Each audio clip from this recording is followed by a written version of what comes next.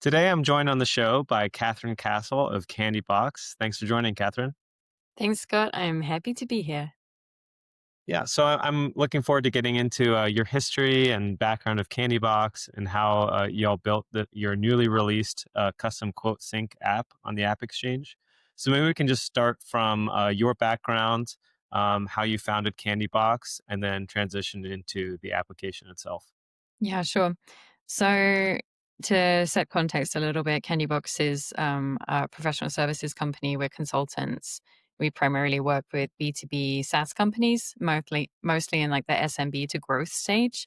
Hmm. So they're often fairly early in their Salesforce slash RevOps journey, and then they grow, through their engagement with us, if all goes well. How I started the company, it was really happenstance. I'm currently based out of Mexico, but before that, I lived in the Netherlands for some time. And when I moved out here, I left my old job and I started contracting. So, my background was in business systems at a tech company, similar to the Hmm. ones that we work at now. So, I had a pretty good network at that point. So, I started contracting for one company and they told me at some point, I think now incorrectly, that in order to be correctly classified as a contractor, I needed multiple clients. And so I thought, okay, well, I guess I'll see if I can find another client. But I wasn't sure at that point how easy it would be to do. So I was plugging my network. What actually happened was I ended up with, I think, five different clients. Mm. And so I started working with all of them. It quickly got very busy. I started hearing this similar sort of refrain from them where they were saying, wow, it's so refreshing to work with a consultant who actually understands the tech space and all of our many acronyms and like our team structure and how we do things. And so I got this idea like, hey, maybe there is actually a gap in the market for a specialist agency that works specifically with these types of companies. And that's pretty much where Candybox came from. Okay. And what year were you was it when you were told you need to have multiple clients, and so you went out, you were I want to say, voluntold to go get more projects? yeah, voluntold. It was, I think, 2019. Okay. Interesting. I wonder if that has anything. I know at one point in California they had passed a law. I think there was a lot of question marks about Uber drivers and Lyft drivers, and are they contractors, are they employees? And I think California passed some litigation. And one of the easy identifiers was multiple clients. Perhaps that's what they were leaning into at the time. I'm not sure, Yeah, but it might have been that, or it might have been, I think, a mix up with some Dutch law because of oh, what okay. was previously. But honestly, I don't know. Maybe it was correct. But hey, it worked out for me. So I none of mean, it. either way, it works. Yeah, I was gonna say Yeah, it's a good marching orders there. I would yeah, say yeah. It was a go bit and of a get more forcing clients. function. And so, so could you expand a little bit on? Obviously, you were alluding to the fact that y'all are specialized in a specific vertical in cloud. Could you expand on that a little bit more? Yeah, so the vast majority of our customers, when they start working with us, are relatively early stage tech companies. They're usually, say, like Series A or B, although Hmm. we do have some companies who start at a stage of more maturity. Um, they will often already have Salesforce in place, although some of them are looking to do a migration or an implementation and they may have somebody doing RevOps in house, but sometimes they don't. But usually the struggle is like, even if they do have a RevOps persona in house, there's just so much to do when you're setting up the foundations of how you're going to operate your go to market systems. Hmm. So one person has to fulfill this kind of strategic role, like how are RevOps going to work at this company, and then they also have to do the execution. And it's really difficult to split your time that way, even if you have like both strategic experience and technical capabilities. But a lot of people don't have both of those capabilities, so we will often come in to sort of fill that gap in a way and work as a thought partner to whoever is in house and help companies avoid a lot of those early pitfalls that come from not thinking, or not having the time or the right personnel to set up your revenue operations and your go-to-market systems correctly. So, like, if you don't set up a firm foundation, usually what will end up happening, like a year, a couple years down the line, is you just have a load of tech debt, or you have Hmm. processes and systems and technologies that don't work for the company anymore. And you'll end up with a situation like you have 5 deal desk reps that you've had to hire because every single quote has errors because things weren't set up correctly and you need somebody to check every single one of them manually, or people are using Salesforce, but they go to do their reporting outside in spreadsheets because they know that the data isn't trustworthy. So we're hoping to avoid those types of problems and various others. Sure. I imagine too at the size company you're talking about, early stage growth to SMBs, there are so many fires to put out that it's easy for employees of that company to just build up that technical debt just to get something done, anything done, Totally. and go back to focusing on whatever their core service offering or product is, right? So that makes sense that if they can offload to someone like Candybox to get things done properly, that's a good idea. Hmm. Okay, so you're helping out specifically with RevOps with early stage growth, SMBs, um, uh, specifically kind of as an SI partner. Obviously, though, you and I are chatting about this new application that you just released on the App Exchange, Custom Quote Sync. So, can you talk about that a little bit? Yeah, for sure. So, Custom Quote Sync, it's a free application on the App Exchange, and it was born of one of my team, actually, Brent. I want to make sure I give him a big shout out. Um, so, Big props to Brent. yes, the biggest of all props. So essentially, like there, we actually use the quote object a lot in our builds with customers. Like, it's not always the most popular object. I think sometimes it's overlooked, but it can be really, really useful when you're building out early CPQ processes before, going to the extent of actually buying like a full-fledged CPQ solution. Hmm. But the native syncing functionality in Salesforce is a little bit limited. Custom fields don't sync out of the box. So if you want to sync custom fields, which most companies will end up wanting to do that, you have to kind of build workarounds, or you end up with a lot of errors that you're always having to fix. So the our quote sync app, it addresses that issue. Brent told me that it was kind of inspired by the idea of twin fields in CPQ, which I have to admit I'm not super familiar with, but I imagine it follows a similar a similar architecture. Hmm. And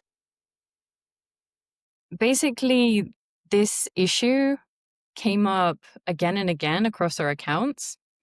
And we do find that to happen a lot. Like, because we're specialists, we end up addressing the same issues over and over again, and that leads to us being able to develop almost like packaged solutions in a lot of cases. Like best practices for how to address X scenario or Y scenario.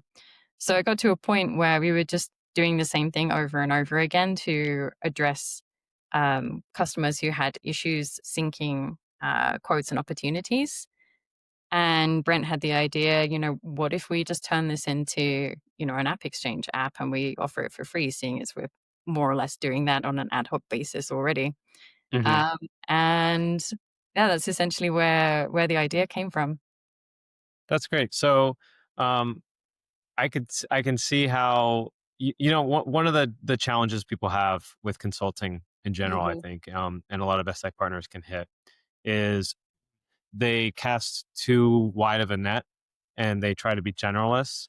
And then, um, first off, it's difficult with marketing because if you do everything, then it can be perceived that you're an expert in nothing. And similarly, um, if you do narrow your focus and you pick a specific niche like y'all have, then it naturally leads to, like you were saying, very similar problems creeping up again and again and Yeah. again. And whether or not you build an application, a managed package to distribute on App Exchange like you all have, whether or not you do that, it at least allows you to kind of productize your service offering, even if it's all in house. And I feel like that's a smart way to actually be able to scale. Because if you have bespoke implementations and projects for each and every client, that's a model that just won't scale long term. You can grow your company, you can get more consultants, of course, but without the ability to train everyone on this is our model, this is how we handle this problem, and this is our exact target ICP, I think it's very difficult to really hit that growth lever with an SI partner. So it's very cool that you guys early on realized, no, this is our swim lane. We're going to focus on this, and naturally that led to um, your application that Brent was so crucial in helping Mhm. form. Yeah. So, okay, could you walk me through the decision to uh, earmark it as a free application? Because your story, I've heard your story a number of times from consultants and SA partners that find an issue that recurs, but they end up deciding to build a solution and charge for it. Y'all went in a different direction. Could you explain how you decided to keep it free? Yeah. I guess in the greater scheme of things, it's a relatively like small niche solution. And it's not something that it's something it's niche, but it's like broad in terms of how companies may use it or what type of company might use it. Like it's not just going to be like our target ICP who's going to be using it. Hmm. Um, and I think the decision to make it free was partially because it wasn't going to be a huge amount of additional work on our side, to get it out the door at the point that we already had it. You know, like, we already had most of the build, like I said, from the previous engagements that we'd done. Um, and, like, wanting to, in a sense, like, give something back to the community. I think that the Salesforce community and also, like, the RevOps community are very big on sharing solutions and, like, making interesting builds and like helpful fixes kind of publicly available. Hmm. So obviously when you run a business, you want to make money, but I think it is nice when you have a bit of flexibility to kind of like give back to the community. So there Hmm. definitely is an aspect of that. And then third, I mean, if I'm honest with you, it's a little intimidating to figure out how would we go from a company that gets all of our revenue from professional services to getting a portion from like software, probably recurring revenue. I'm not an expert in this area, but I think that there are a lot of just logistical things that you have to take into consideration when you start to like split your income that way. I don't know if I'm ready to do that. Hmm. So that's definitely one aspect, but really at this point, we see it more as like a way of giving something small back to the community, a way of learning something new, internally, like how to build an app exchange app, um, and also sort of like a way to build additional brand awareness. Sure, that makes sense. Like, I mean, it certainly, if nothing else, could maybe be a lead gen tool, right? And Mhm. then work toward you with demand gen for your services. But did you build out the application? It's completely free and not like a freemium model where there are a few features that, oh, you got to work with us if you'd like to have this No, enabled or it's anything like that. completely standalone. Like, if you want to work with us, please. My LinkedIn DMs are open, but um, yeah, it's like a standalone. There's no freemium. It's just pure like free. Download the app, get it up and running. Very cool, very cool. And um, so we actually got connected Mhm, through Peter Ganza. Another shout out to the this anytime. time to the App Exchange Whisperer. Mhm, So I'm assuming that he was instrumental in helping you guys create that listing. mm, So could you talk about that process maybe and how the kind of lead gen has been going mhm. and the traction you've seen? Yeah, so I have to admit this isn't my strongest area because it's really been my team who's been instrumental in getting things, set up and running.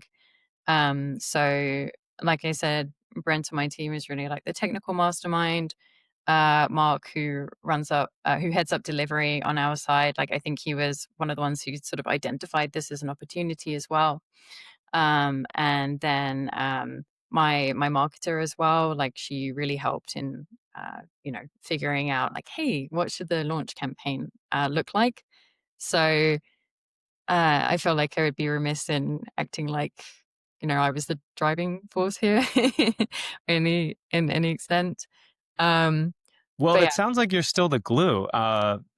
yeah, Managing all these folks that are helping everything, and it's interesting too. I think a lot of early founders, they form their own business, whether it's solely services or whether it's an application, but they find themselves they initially start for the added freedom that entrepreneurship can provide, only to essentially build the walls around them and get locked into all the day to day and operations.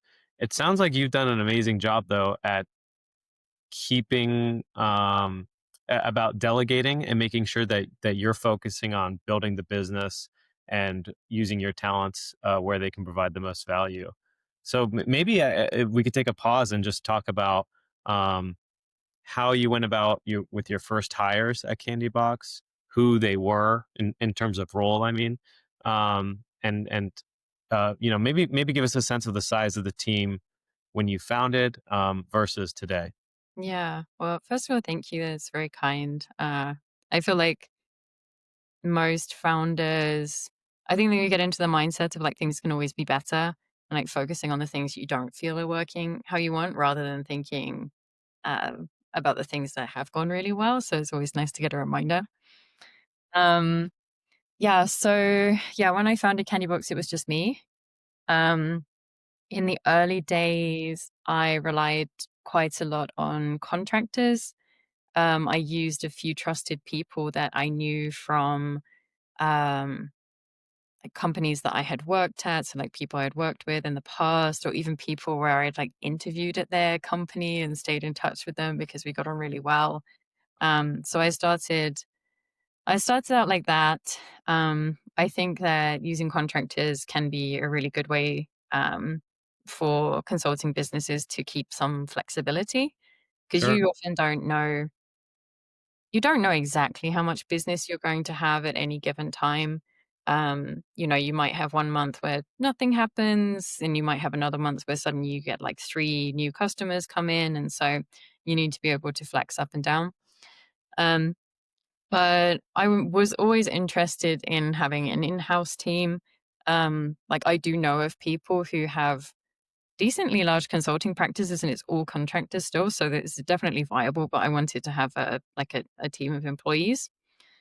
So I think the first time I looked into that was about a year into running the business.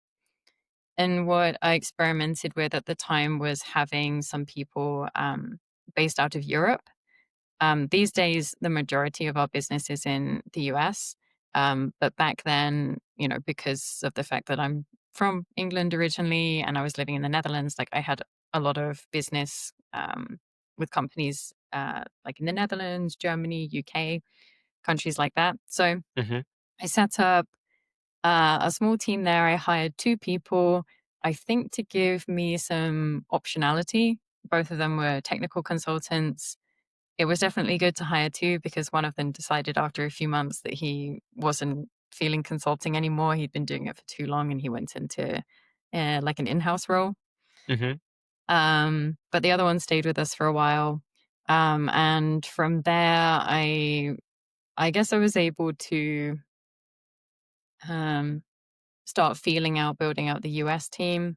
Um, I definitely don't think I would be alone in saying it was really intimidating the first time I hired people. With contractors, it feels more like, a lot of them have multiple clients or they're even doing things on the side and have a regular full time job. So it's like if I don't give them work or the work dries up, it's not the biggest deal. They'll find another gig or they'll just, focus on their full-time job, for the moment. Mhm. But, when you actually hire somebody, they're usually leaving another role to come and work with you. And so, like, I really didn't want to put somebody's career at risk. Like, I wanted it to be a good experience for them to come and work with Candybox, even though we were just like a very fledgling company. And in many ways, we still are.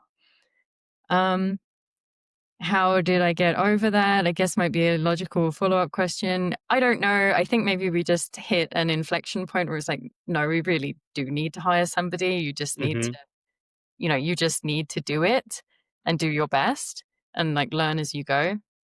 And we definitely have made, I have definitely made lots of, mistakes along the way. I did have management experience before I started the company, but I think it's very different when you're managing a team at somebody else's company versus managing people at your own company. And like, you are really the one in charge of everyone's careers. Like the buck stops with you. Uh, Mhm. when you're a manager at a larger company, sometimes you can sort of like push decisions off to somebody else, like, oh no, I can't do this because the higher ups say no, or oh, this won't be possible because the company structure doesn't allow it. But um, like at your own company, no, it really is all about you.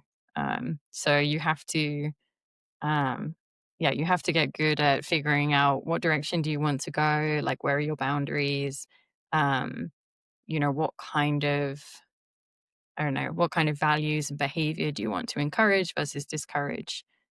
Yeah, so don't know if that Sure. answered your question, but those No, are, it's yeah. it does, and I understand. It's a lot of responsibility, right? You mentioned how it was intimidating, specifically because you felt responsible for these new hires' careers. I'm curious too. I know you had been building up using contractors, a very common model, regardless, honestly, of consulting firm stage. Um, but when you decided to start growing your in-house team, were you you mentioned the intimidation for their careers. What about intimidation at the financial level? Did you feel you had built up enough of a an internal war chest, and you had ramped up, and by hiring those folks, you had enough breathing room, or were you thinking also like, I'm just hiring, hoping the work will be there because we need the capacity in order to get the new work, or would you go out and seek the work and then seek the employees? If that Mm. makes sense. Yeah, so I suppose if I look back now, I didn't really have too much to worry about because let's say, I don't know, I had like 3 full-time people's hours and I was spreading them across contractors. Hmm. Obviously I had enough business to Hmm. replace like one of those theoretical headcounts with an employee. Um, but I did worry a lot at the time, about Sure. that. A lot like, oh, what if the business just kind of dries up, or I hire somebody and it doesn't work out, and I have to let them go, and I've kind of like impacted their career. Um, I would say that if I were doing it again now, I don't think I would have so many worries, because now I would be able to say, okay, well, we have these many hours. We've been doing these many hours for the last X months.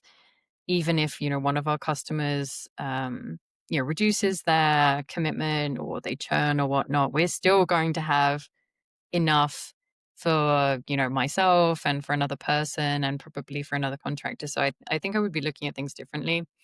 Um, I was probably very, um, like I probably had a very low risk tolerance back then, even though it didn't feel like it. Like I had built up mostly just through not having a life myself while I was starting the business. I like built up like a cushion of cash. And I think that it was definitely like that in part that made me feel more confident hiring somebody. Yeah, I was just in that stage, it was just like work, work, work, and basically nothing else. So Sure. nothing really to spend the money on. And the cushion that you built up, was it all bootstrapped, or did you do any Mhm. fundraising from friends and family or investors? No, it's all. bootstrapped. Yeah, I never know what to call it for consultancies because I do think it's really common, not to raise money. I do know of a couple consulting practices that have, but I think it's not really the norm. Unless there's something specific that they want to do, like building some kind of product or maybe like launching in a new geo. Hmm. Like one of the benefits of this model, as opposed to, starting a tech company, say, is that you start generating income immediately. So you're immediately, unless you're doing something wrong, like cash flow positive, which is not the case for a lot of software companies. You know, you have to actually build your product first, and then you have to find your first customers and get your product market fit and so on and so forth. Hmm. But if you start a consulting company as just like a solopreneur, which you want to call it, um, then you're just immediately generating income. And you can save it, you can invest it in the business, you can hire people with it. It definitely gives you um, early flexibility. Right, right. The flexibility of hiring the of having that war chest to grow the team is Yeah. paramount. So okay, so getting back to custom quote sync. So um, you mentioned earlier that you had a team member that helped you with the campaign launch. Could you talk a little bit more about what y'all did together to do that? Yeah. So we did a bit of exploration prior to the launch, like some paid options, which is quite interesting. Like there are a lot of companies out there, um, ones that either do like they publish reviews on their websites or they publish video reviews, or sometimes like LinkedIn posts. Hmm. Um, and you can get them to provide a review of your product for I mean, the prices vary. Like some of them are sort of like 300, $500, some of them are thousands, or even into like the tens of thousands. So for us, it was definitely a case of, well, this is a free product, so I don't think it makes sense to spend that much on the marketing side.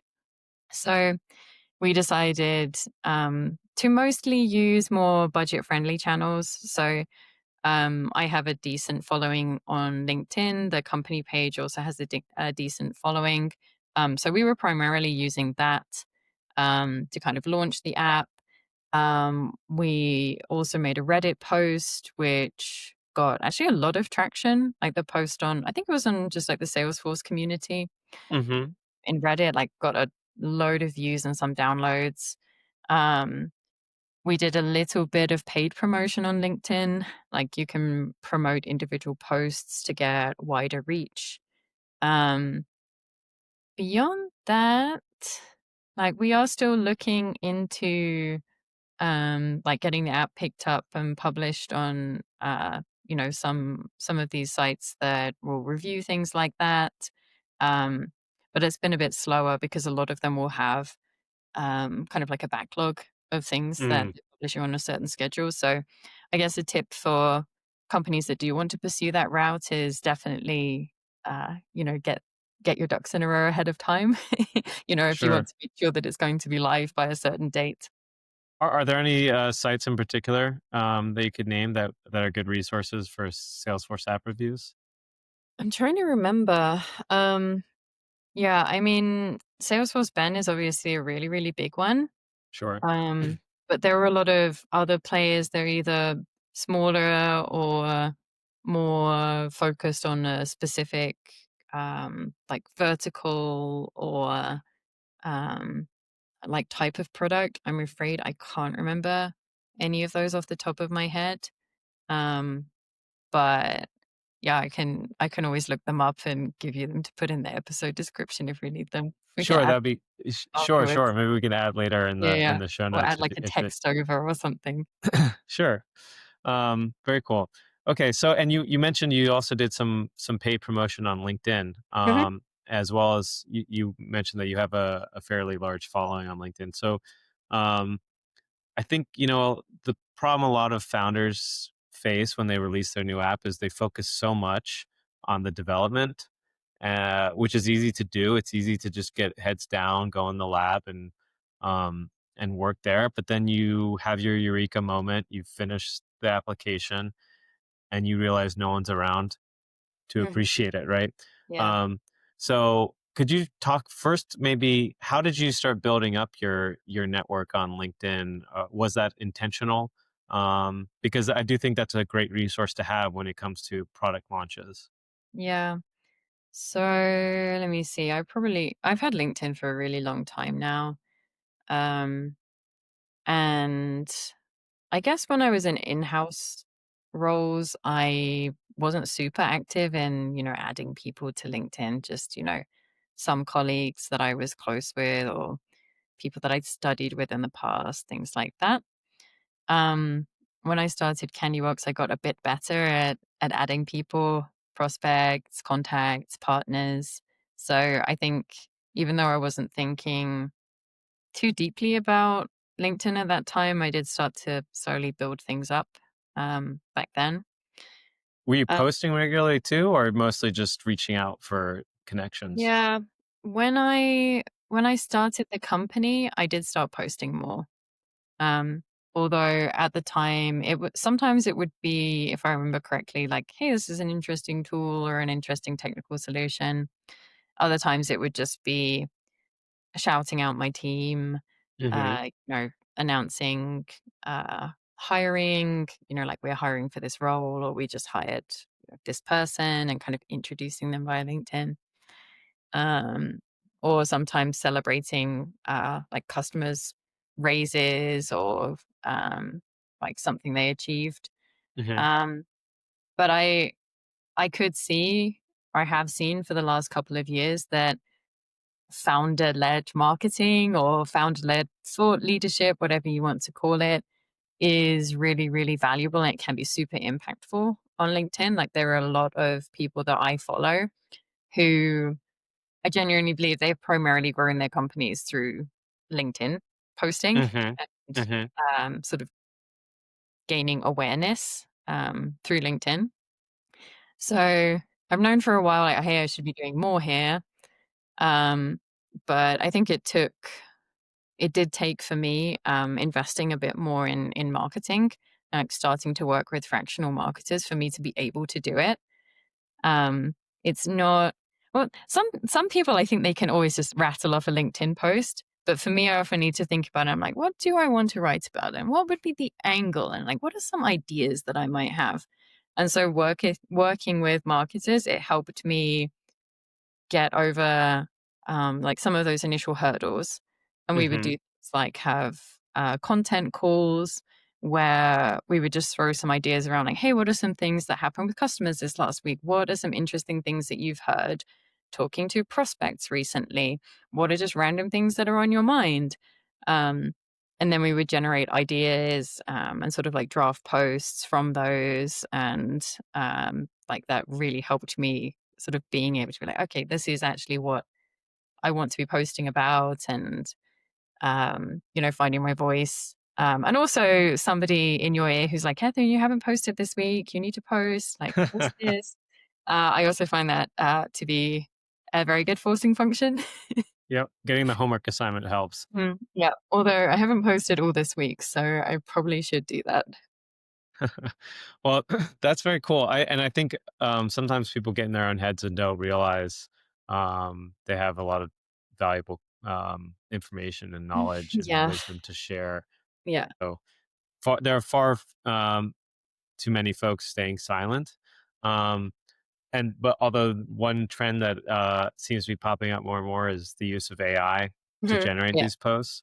So it'll be interesting to see too, long term, if LinkedIn remains a great channel for folks to be Mhm. growing on. I know you mentioned that you know many people that have specifically grown the company on it. I've seen that as well. It'll be interesting to see how AI changes that among a number of other things. Yeah, I think it's tough because so my personal stance is, like, it's fine to use it maybe to, like, generate some ideas or just, like, you know what would be a framework for talking about this particular topic, but just like doing the entire content generation using AI, not so much my style. Hmm. Um, but I do think, I don't know, there's a lot of posts on LinkedIn where just the way they're written, it sets off those alarm bells. But you never know for sure. And there are some things about the LinkedIn algorithm, at least from my understanding, that I think causes people to write in a way that does seem a little stilted or Mm, unnatural. Like, and I definitely do this from time to time too, where you like split your content over multiple lines. And with the first two lines of a post, you have to kind of, you don't have to, but it often can be valuable to turn it into a bit of a hook. sure, So you try and grab attention with those first two lines so that people will then like click into the post and read more.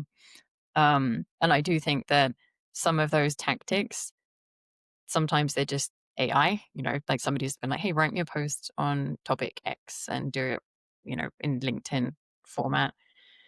But sometimes it's just people trying to um, not game the algorithm exactly, but make sure that their post just doesn't get lost because that can happen easily on LinkedIn. Sometimes you'll post something and it just vanishes and it gets, I don't know, like 100 views when other posts you've written get, 5,000 or 10,000.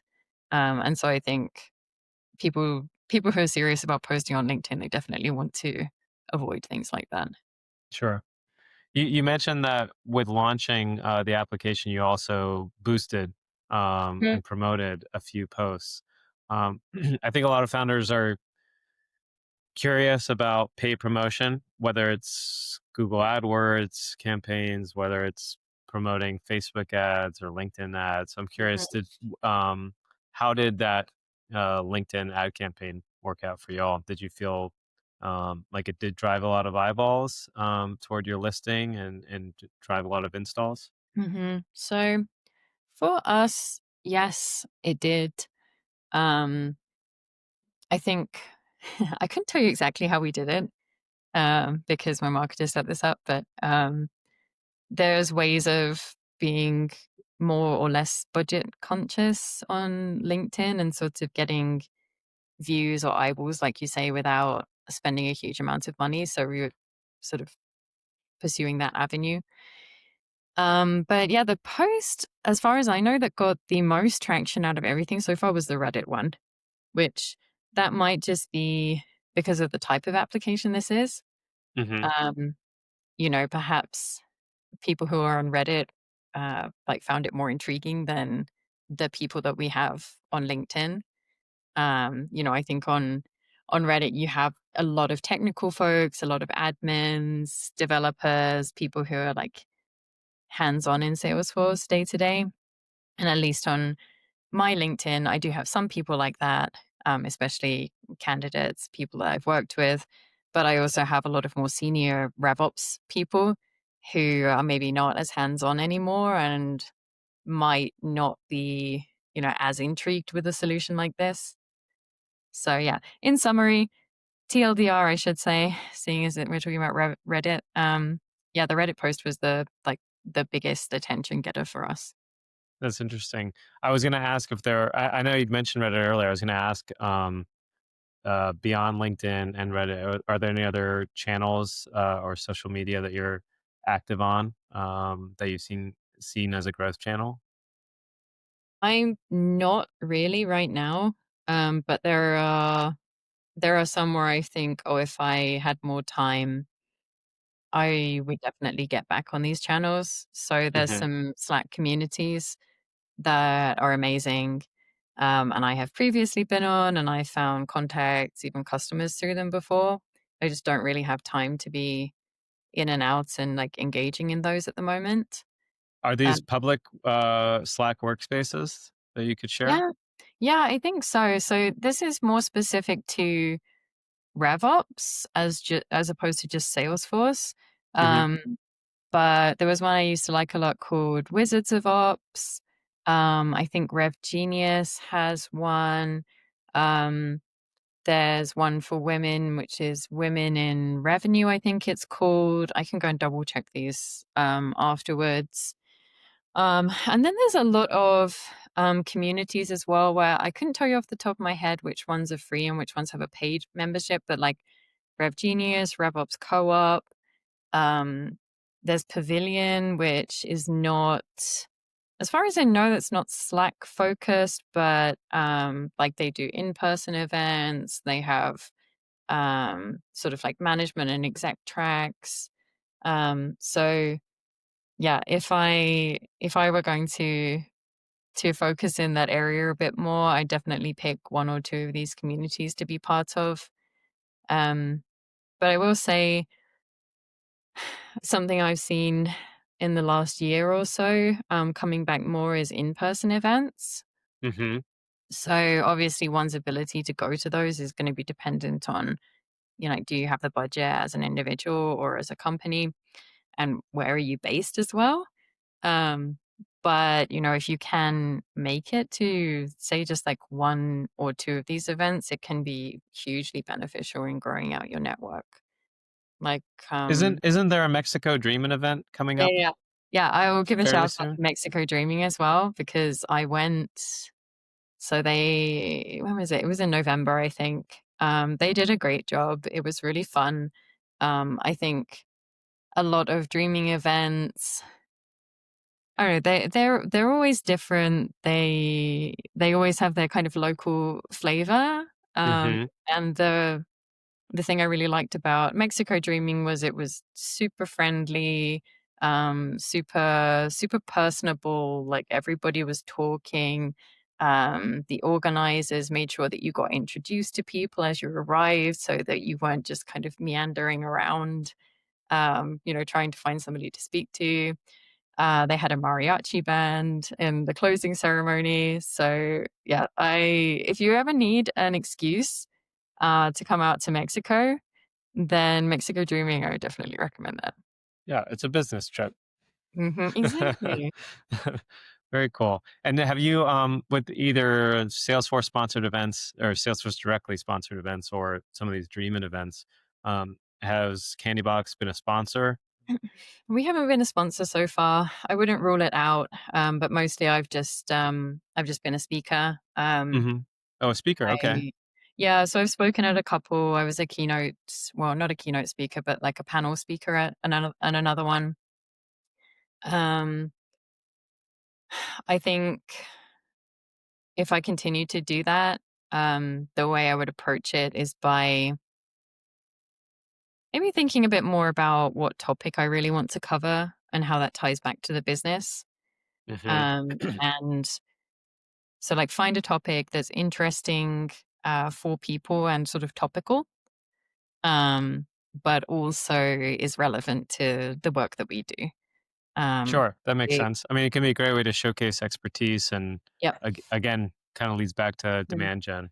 Yep. Yeah, exactly. And I've seen some interesting presentations as well. Some people are really good at putting in some kind of lead magnet or lead generation um, asset as part of their presentation, but in a way where they are um, delivering something of value to the listeners. So, for example, like it, you know, I'm thinking about one presentation in particularly where they're talking about a certain type of tool. Mhm. There's like introduction to this type of tool. What are your options? What's the history? How should you think about it? Um, and the person giving the speech, is the founder of one of these companies. Um, but they offer as a lead magnet, like, I've done all this research on all of the options that are out there in the market, and I have a spreadsheet. If you want me to share it with you, you just need to give me your email address. And obviously, they get the email address and sort of a potential connection with somebody who they know is interested in this space, but the person who's giving the email address actually gets like something that's very valuable in return. Mhm. Almost like competitive analysis that not competitive, but vendor analysis that would have taken a really, really long time for them to do otherwise. So I might consider something like that. Like I don't think that dreaming presentations should feel like a sales pitch. Sure. And I think a lot of organizers are they do their due diligence to make sure that isn't the case. Hmm. But at the same time, like there are opportunities to share things that are of value to your listeners that also, give something back or get something in return for, the company that's presenting. So, Yes, that makes sense. And well, and for a company like Candybox too, where your revenues are 100%, at least today, coming from pro services, hmm you really are selling your expertise and your knowledge, and not an application. The application you have, as we've discussed, mm, is free. yep, So when a vendor that's selling licenses for a SaaS application talks about their tool solely in their presentation, I think it's a little bit more of a sales pitch. But exactly. you could give a talk on any sort of RevOps topic, and it would likely serve to create some leads just for Candybox because they want to work with you because you've been seen as an expert in the field. Mhm. Yeah, I mean, in an ideal world, yes, but you never know in advance exactly how how popular your talk is going to be.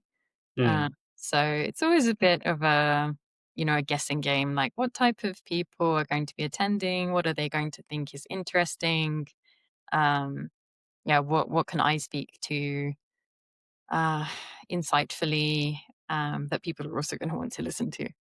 sure. Yes, that's something you can't always plan for. You don't know what other talks are going on too. I hmm This is years ago now, but I gave a talk once at Dreamforce and I found out. Unfortunately, I think the night before I found out my talk was going on at the same time as a fireside chat with Michelle Obama. Oh, So I felt bad. I wanted to reach out to Michelle and tell her that probably no one's going to show up to her talk, but I wasn't able to contact her ahead of time. Um, Very cool. Well, we talked about kind of the demand gen, lead gen from hmm going to these streaming events. Um, Also, obviously, we also talked about the app exchange, and that's another avenue where when people install your application, you're receiving emails and possibly could turn into future services. So, I'm curious. I can't quite recall the exact launch date of your application, but have you seen some installs come through that led to new business for Candybox? Mm, to be honest with you, not yet. Okay. We've got And quite a how long have you few, been live? phew, 2 months maybe. Okay, so it's very Fairly, early days. yeah, it's early days. So we've got our installs. I see them come through. I have them set up to ping my Slack channel. Um, but not all of them are in our ICP. Um, and like you said, it's early days so far. Sure. Sometimes it takes a while to you plant the seed, and you're gonna have to wait a long time before that sapling starts to grow. Um, hmm so it makes sense to at least get the ball rolling, even if it's not going to be this quarter or even this fiscal year. Um, just kind of it can help start that sales cycle. I think Yeah. with little to no effort from your team because the application is just up there. Yep. So very cool. Well, we should start wrapping up here, but before we do, I just want to ask: is there any advice you would give to a fellow SI partner that is considering dipping their toe into the ISV space and creating a package for the app exchange? Yeah. I feel like maybe I'm stealing a bit of what you said earlier, but maybe making sure that you're not thinking just about the technical aspects of launching an app, but also more holistically, what does your marketing plan look like? Do you have a nurture plan for any leads that you generate? What's your support plan? Once you've launched it and people are actually like asking questions, do you have somebody who has time allotted for those kinds of things? So, yeah, I think it can be easy to get wrapped up in like the development side and the security review and all of that, but you're really launching a product. So it will, I would say, I think it's worth the extra time and energy to think about the wider aspects of supporting that product and making it a success going forward. Sure. That makes Mhm. sense. That makes a lot of sense. Well, Catherine, thank you so much for taking some time to join us, talk about your experience founding Candybox and the custom quote sync application.